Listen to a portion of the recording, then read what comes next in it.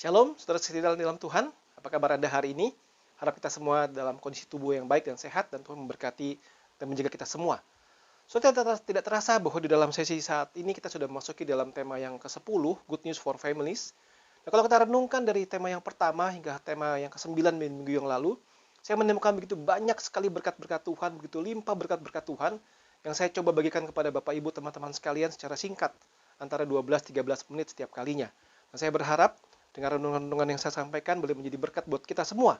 Silakan teman-teman sekalian sharingkan ini kepada orang-orang lain, supaya juga banyak orang mendapatkan berkat dari bagian firman Tuhan ini. Dalam seri yang ke-10 ini, Good News for Family, saya mengajak kita merenungkan tentang panggilan dan peran ayah. Panggilan dan peran ayah. Kita awali dengan membaca Efesus pasal yang ke-6, ayat 1 hingga ayat yang ke-4. Demikian firman Tuhan. Hai anak-anak, taatilah orang tuamu di dalam Tuhan, karena haruslah demikian. Hormatilah ayahmu dan ibumu. Ini adalah suatu perintah yang penting, seperti yang nyata dari janji ini, supaya kamu berbahagia dan panjang umurmu di bumi. Ayat keempat, jadi fokus kita pada hari ini adalah, dan kamu bapak-bapak, janganlah bangkitkan amarah di dalam hati anak-anakmu, tapi didiklah mereka di dalam ajaran dan nasihat Tuhan. Nah saudara, renungan ini adalah bagian dari pengembangan waktu kita merenungkan firman Tuhan mengenai aspek-aspek penting dari seorang manusia baru di dalam Tuhan.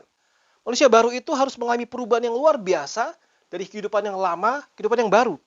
Dan itu berubah pola pikirnya, pola ucapan, tutur kata, dan pola perilakunya dia. Dan berkaitan juga dengan relasi antara diri dia, kemudian dia dengan pasangan dia, dan anak, dan serta orang lain pada nantinya. Nah, di dalam pasal yang 6 ini, saudara-saudara membaca ayat 1-3, kita sudah bahas pada minggu-minggu sebelumnya, soal bagaimana anak-anak harus mentaati orang tua, anak-anak harus menghormati orang tua. Ya. Dan pada hari ini kita akan melihat tentang bagaimana pengajaran kepada para ayah, kepada bapak, dalam relasi dengan anak-anak. Saudara, ayat 4 berkata, kamu bapak-bapak. Saudara, apakah betul ini hanya nasihat kepada para ayah saja, kepada para bapak saja? Kalau kita pikir-pikir not fair ya, kalau begitu ibu-ibu boleh dong ya, tidak lakukan bagian ini ya. Ya tidak juga ya, mestinya bagian ini adalah bagian untuk dua-duanya. Tapi ada poin yang penting sekali, mengapa penulis Efesus berkata, hai bapak-bapak. Firman Tuhan menekankan kepada penting sekali, hai bapak-bapak. Saudara, saya akan kaitkan dengan relasi antara suami istri. Dalam ayat pasal 5 ayat 23 disebutkan di situ, hai suami, kasihilah istrimu seperti Tuhan mengasihi jemaat. Saudara, kenapa? Karena posisi laki-laki, posisi pria itu posisi yang lebih besar, lebih jadi kepala dan sebagainya. Sehingga mereka harus belajar tunduk, harus belajar mengasihi. Nah, kalau di dalam relasi suami istri yang sepadan saja, suami harus belajar untuk tunduk dan mengasihi istrinya seperti Kristus mengasihi jemaatnya. Nah, bicara mengenai relasi orang tua dengan anak, jelas-jelas orang tua harus diberikan, para ayah harus diberikan satu mandat khusus yang harus dia pelajari bersama-sama, belajar bagaimana caranya memperhatikan, merawat anak-anaknya. Bagaimana suami harus, atau seorang ayah harus memiliki posisi yang penting dan sadar akan posisi seperti itu. Saudara, ayah itu lebih tua secara umur, ayah itu lebih kuat secara fisik sampai umur tertentu, ayah itu lebih punya uang secara usia tertentu dan kuasa. Ya. Sehingga kalau kita lihat seperti itu, ayah sudah lebih tua, lebih kuat fisiknya, lebih punya uang, lebih berkuasa. Kalau kita bandingkan dengan anak, maka anak itu kurang dalam segala hal. Sampai usia tertentu mungkin anak-anak masih ada di bawah pengaruh orang tuanya secara finansial dan sebagainya. Tapi secara umum, anak itu kurang dalam segala hal. Sehingga sebetulnya sangat berbahaya sekali seorang ayah kalau dia sampai overuse his power. Kalau dia sampai misuse his power. Sampai dia melakukan kekerasan dalam rumah tangga atau child abuse. Kenapa? Karena posisi dia sudah lebih tua, lebih kuat fisiknya, lebih punya uang, kuasa, dan sebagainya. Karena itu penting sekali bagi ini mengingatkan, hai bapak-bapak, hai bapak-bapak. Nah, mari kita renungkan sekarang bagaimana panggilan dan peran ayah menurut firman Tuhan. Saudara, saya memulai dengan satu konsep begini. Ayah itu adalah wakil Tuhan di dunia yang memiliki mandat, memiliki peran, memiliki panggilan yang sangat penting. Sehingga yang pertama, saudara, sadari panggilan itu, syukuri posisimu sebagai ayah. Sadari dan syukuri posisimu sebagai ayah. Tidak semua Tuhan percayakan anak-anak. Ya. Tidak semua pria dewasa yang sudah akhirnya menikah, menjadi suami, Tuhan percayakan anak-anak. Tidak semua, saudara. Ada banyak orang-orang tua, para ayah atau para suami sebetulnya, yang tetap sampai matinya tidak punya anak. Tuhan tidak percayakan anak kepada mereka. Sehingga sebetulnya waktu engkau Tuhan percayakan, sadari posisi itu, engkau satu hal yang berbeda dengan orang-orang lain, engkau punya posisi itu, dan engkau harus mensyukuri posisi itu. Sudah ada banyak kisah-kisah tentang orang-orang yang menanti belasan tahun Tuhan tidak berikan anak-anak juga. Ya. Yang kedua, saudara, Tuhan berikanmu kemampuan dan kuasa waktu engkau menjadi ayah. Sadari itu. Yang ketiga, seimbangkan posisimu sekarang sebagai pria dewasa antara sebagai ayah bagi anak-anakmu dan sebagai suami terhadap istrimu. So, kita perlu bekerja sama dengan istri, bukan hanya melempar tanggung jawab kepada istri. Saudara, poin yang kedua yang besar adalah begini. Setelah kita sadari dan syukuri posisi kita sebagai ayah, ya, bagaimanapun kurang baiknya kita sebagai ayah, bagaimanapun kurang baiknya anak-anak kita sebagai anak-anak, syukuri posisi itu, terima kasih kepada Tuhan untuk semua anugerah-anugerah Tuhan seperti itu. Dan yang kedua, saudara, para ayah adalah sebagai penyedia dan pemelihara kebutuhan anak-anak, sebagai kepala keluarga. Saya juga berikan satu istilah yang saya renungkan tuh sebagai fungsi sebagai seorang raja, ya, raja tanda kutip. Saudara, kalau engkau menjadi raja bagi umatmu, engkau akan jadi raja yang lalim atau raja yang bijak. Engkau akan jadi raja yang mengatur seluruh kebutuhan umatmu atau engkau menjadi raja yang menindas umatmu. Sehingga sebagai penyedia, para ayah harus menyediakan kebutuhan anak-anak. Kebutuhan-kebutuhan dasar, sampai lanjutan, sampai pendidikan anak, sampai masa depan anak-anak. Kita harus sediakan anak-anak masa depan yang lebih baik daripada kita. Kita harus mulai merencanakan penghasilan kita. Kita kenal dengan istilah financial planning. Mengatur semua dengan baik sebagai tanggung jawab kita sebagai seorang ayah. Sebagai seorang raja yang bijak. Lukas 11, ayat 11-13 berkata seperti ini. Bapak manakah di antara kamu, jika anaknya minta ikan daripadanya, akan memberikan ular kepada anak itu ganti ikan? Atau, jika ia minta telur, akan memberikannya kepadanya kalajengking? Jadi, jika kamu yang jahat tahu memberi pemberian yang baik kepada anak-anakmu, apalagi Bapamu yang di surga, yang akan memberikan Roh Kudus kepada mereka yang meminta kepadanya. Jelas sekali, saudara sekalian, kita sebagai bapak yang jahat saja, jika anak kita minta ikan, masa kita akan gantikan ular? Tidak mungkin. Dia minta telur, kita gantikan kalajengking. Jelas tidak mungkin. Itu bagian yang sangat basic sekali, providing basic needs buat anak-anak kita.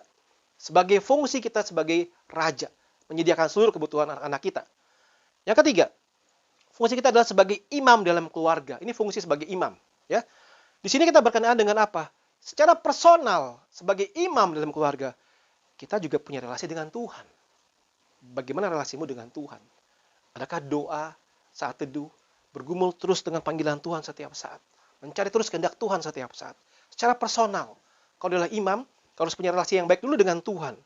Kemudian, baru kau bisa memimpin keluarga dan anak-anakmu untuk bisa mengenal Tuhan.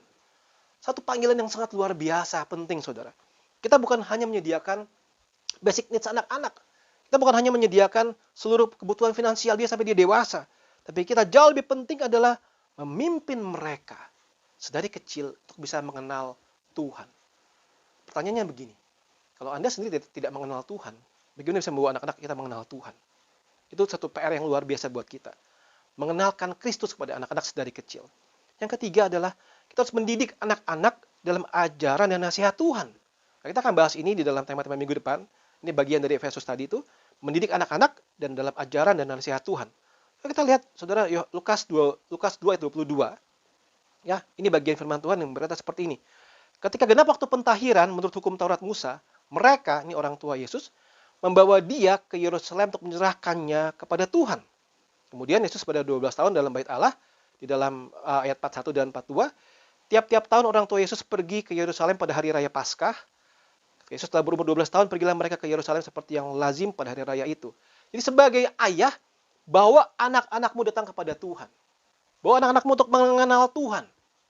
Bawa mereka dari kecil untuk tahu siapa Kristus. Siapa Tuhan bagi mereka. Relasikan mereka dengan hubungannya dengan Tuhan. Kalau engkau punya hubungan baik dengan Tuhan di dalam doa dan satu dan sebagainya, harus tercermin keluar, mereka pun bisa melihat itu. Engkau imam, bimbing mereka, bawa mereka kepada Tuhan.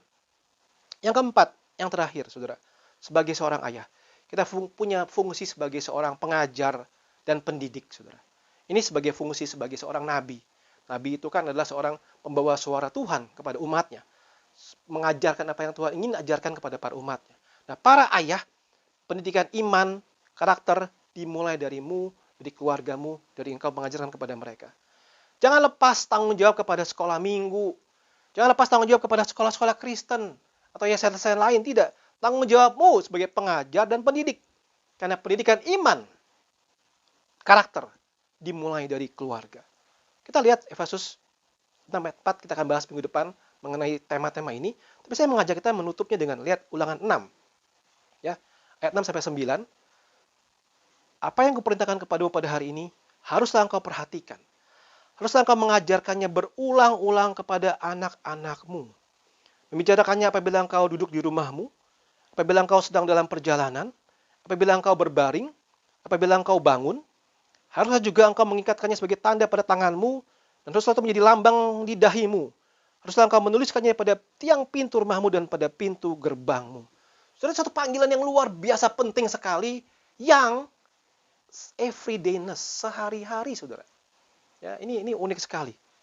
Waktu ulangan ini disampaikan kepada bangsa Israel, Tuhan mengatakan Tuhan adalah Tuhan Allah yang esa, kemudian Tuhan mengajarkan mengasihi Tuhan sepenuh hati, dan dia menyampaikan apa yang kita baca barusan. Ya, perintah kepada para ayah. Saudara ingat konteks pada waktu itu yang dianggap sebagai seorang yang berkomunikasi dengan Tuhan, ya, atau umat Tuhan adalah para laki-laki, ya, punya posisi lebih penting.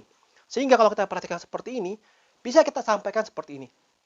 Bagian ini adalah bagian yang para ayah harus tangkap lebih dahulu, bahwa dia punya tanggung jawab panggilan. Untuk apa?